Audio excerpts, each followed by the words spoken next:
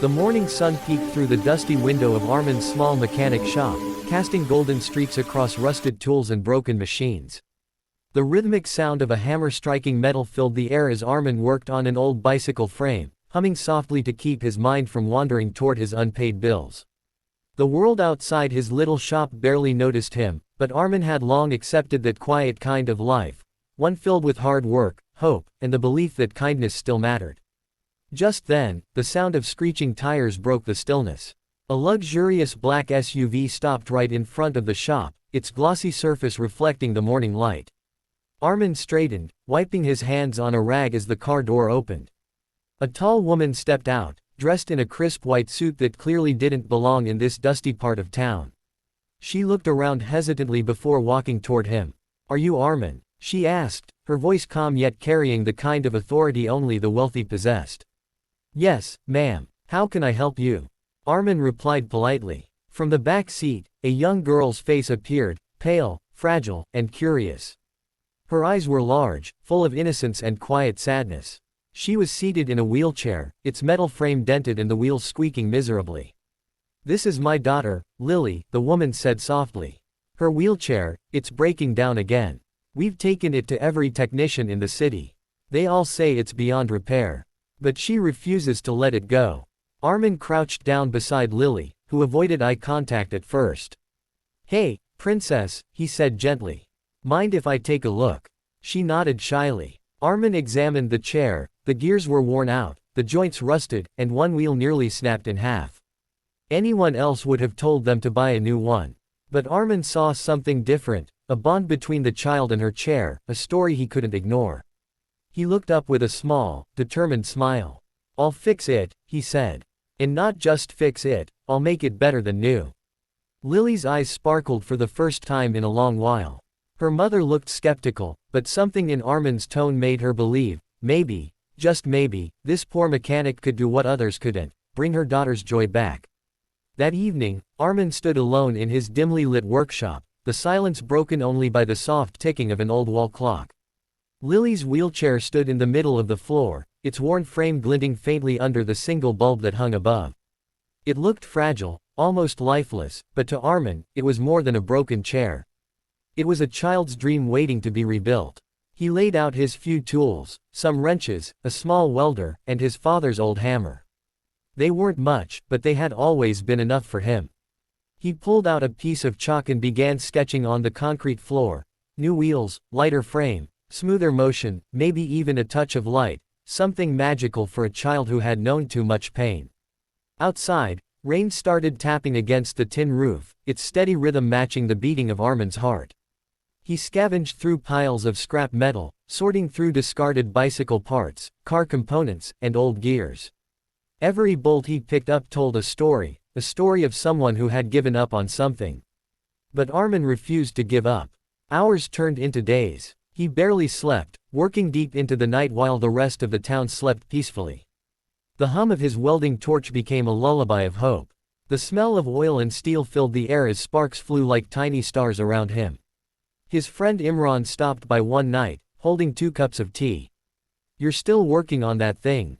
he asked, shaking his head. "Armin, she's rich. Even if you fix it, she won't care. Don't waste your time." Armin took the cup, his eyes never leaving the wheelchair. "It's not about her money," he said softly. "It's about her smile. If I can make that little girl feel free again, that's worth more than any paycheck." Imran sighed, understanding but still worried. "You've got a kind heart, brother. Just don't let it break you." Armin smiled faintly. "Hearts that give don't break, Imran. They shine." As the clock struck midnight, Armin continued working, his hands steady, his eyes bright with purpose. The rain outside slowed to a whisper, as if even the night was holding its breath to see what miracle this poor mechanic would create. A week later, the morning sun painted the dusty workshop in shades of gold and orange. Armin hadn't slept properly in days, but his tired eyes sparkled with quiet satisfaction. The transformation was complete. What once was a broken, creaking wheelchair had become something out of a child's dream. He wiped the last bit of grease off the shining frame, took a deep breath, and whispered, "You're ready." Moments later, the familiar black SUV pulled up outside. Armin's heart pounded, not out of fear, but anticipation. Mrs. Raymond stepped out first, elegant as always, though her face carried a trace of doubt.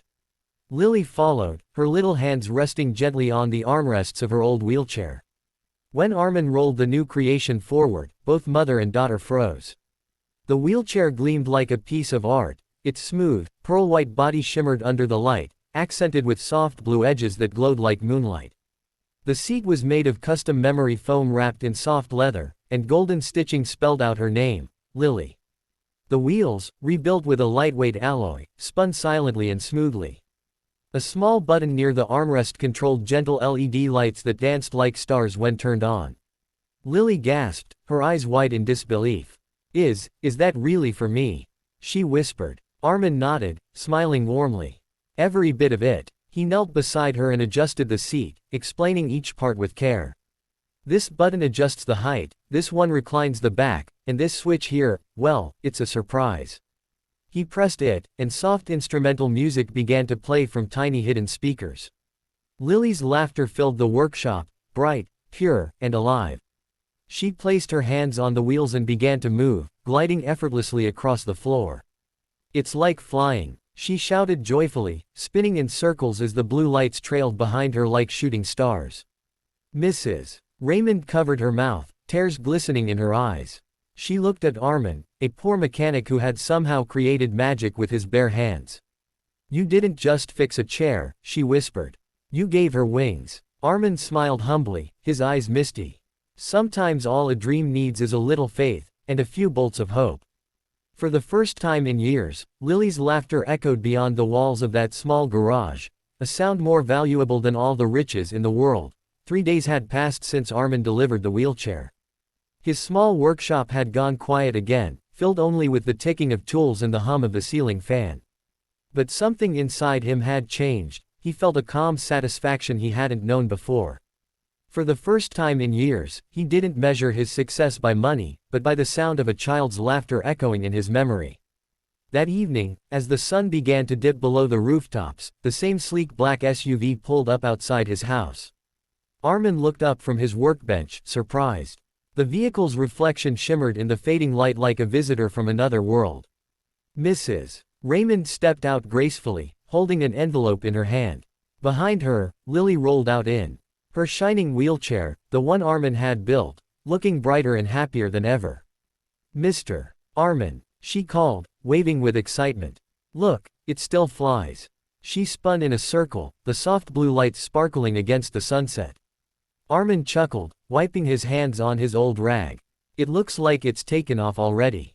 Mrs. Raymond walked toward him with a warmth that wasn't there before. "You did something no one else could," she said softly. "You restored her joy, and reminded me of what true kindness looks like." She handed him the envelope. "This is a small token of gratitude." Armin hesitated. "Ma'am, I didn't do it for." "I know," she interrupted gently, smiling. "That's exactly why you deserve it." He opened the envelope and found not just money, but a letter, an official offer. Mrs. Raymond continued, "I've started a new foundation, Dream Motion. It's dedicated to creating mobility innovations for children with disabilities. And I want you to lead our design team. You have something no one else in my company has, heart." For a moment, Armin stood speechless, his throat tightening.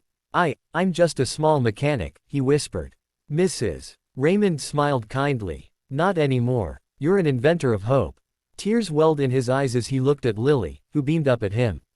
"Told you, Mr. Armin," she said. "You made it fly." As the evening breeze swept through the narrow street, Armin felt something shift inside him.